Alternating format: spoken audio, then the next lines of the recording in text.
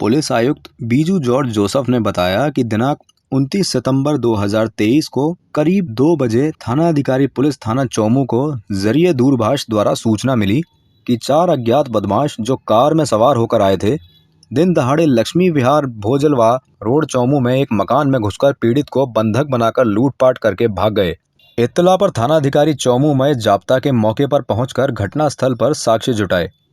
आसपास के CCTV footage देखे गए और सीसीटीवी फुटेज डेवलप कर माल मुलजिमान की तलाशी की गई।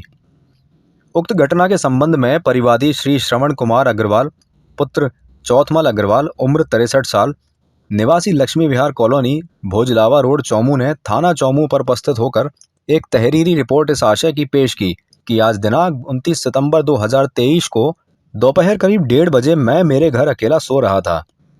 इस दौरान 4 अनजान व्यक्ति एक गाड़ी लेकर आए और मेरे घर के घंटी बजाई तो मैंने उठकर गेट खोला तो उन्होंने मुझसे पूछा कि आंटी कहाँ है। मैंने कहा कि आंटी गई हुई हैं, तो उन लोगों ने मेरे मुंह पर पट्टी बांधकर मेरे को अंदर बाथरूम में बंद कर दिया। मुझे पिस्टल दिखाकर अलमारी की चाबी मांगी और मेरे बेडरूम में घुस गए और बेडरूम के स्टोर रूम में रखे 3 बड़े ट्रॉली बैग जबरन मेरी कनपटी पर पिस्तल तान कर मेरे को जान से मारने की धमकी दी और बेडरूम में रखे 3 बड़े ट्रॉली बैग ले गए। इसमें मेरे जरूरी कागजात थे और जाते समय हवाई फायरिंग भी करके गए। फायरिंग की आवाज सुनकर कॉलोनी वालों ने मुंह पर लगी टेप और हाथ पैर खोले। इस घटना का अभी अनुसंधान जारी है। 29 सितंबर को दोपहर को 1:30-2 बजे इत्तला आया था कि एक गाड़ी में 4 बदमाश और लक्ष्मी विहार कॉलोनी चौमू में आए थे। वहाँ जो आदमी थे उसको पूछा कि उनके घरवाली कहाँ है। इस तरह का पूछताछ करके अंदर घुस गया और उस आदमी को टेप से बांधा और बाथरूम में बंद कर दिया। उसके घरवाले जब आए थे तब ये प्रकरण सामने आ गया और उन लोगों ने हमें रिपोर्ट किया। रिपोर्ट में ये बताया कि उनके घर से कुछ 3 ट्रॉली बैग लेके गया बदमाश। तो इतना ही इन्फॉर्मेशन था, उनको कोई आइडिया नहीं था कौन है, कहाँ से आया, कोई आइडिया नहीं था। बाद में चौमू पुलिस का टीम द्वारा इसको वर्कआउट करने में सफलता प्राप्त किया। उनके द्वारा ह्यूमन इंटेलिजेंस और टेक्निकल इंटेलिजेंस दोनों को यूज़ किया। इनिशियली जो ब्रेक थ्रू मिला है वो मात्र ह्यूमन इंटेलिजेंस के जरिए हुआ है। जो कार उस वारदात में यूज़ किया है वो यहाँ पे मानसरोवर से एक कार रेंटल एजेंसी से रेंट में लिया था, एक रेंटा गाड़ी था। वो गाड़ी जिसने रेंट पे लिया था वो वापस नहीं मिलने के कारण उस आदमी को उसके ऊपर शक हो गया कि इसको कोई दूसरे काम के लिए यूज़ किया है। तो वहाँ से लीड डेवलप किया। जो कार रेंटल में लिया था उस आदमी का आइडेंटिटी हमें मिला और उसके बाद टेक्निकल इंटेलिजेंस के जरिए 4 लोग और चिन्हित हो गया। उन 4 लोगों का हमने ट्रैकिंग किया। ट्रैकिंग करते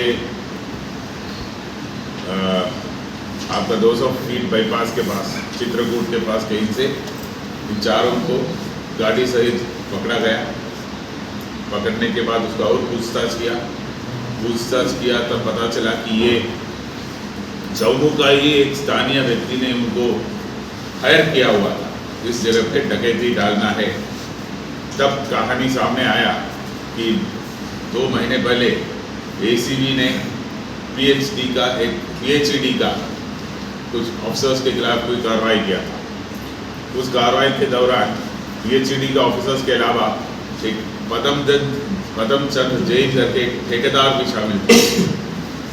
पदमचंद जैन के जो बेटे हैं उन्होंने द्वारा उनके जो बेनामी संपत्तियों का डॉक्यूमेंट्स और कुछ उनका किसी प्रकार गलत रूप से अर्जित कुछ संपत्ति इन ट्रॉली बैगों में लगा के उसके ससुराल जो है चौमू में थे उधर शिफ्ट करने की कोशिश किया। कुछ दिन वहाँ रखने के बाद जो घर पे वारदात हुआ वो एकदम ससुराल वालों को परिचित था, वहाँ ये शिफ्ट किया। वहाँ स्थानीय कुछ लोगों को इसका पता चला। उन लोगों ने ये बदमाशों को बुला के ये वारदात कराया। वारदात में शामिल जो एक्चुअली मौके पे शामिल 4 लोग थे उसमें से एक 5-6 महीने पहले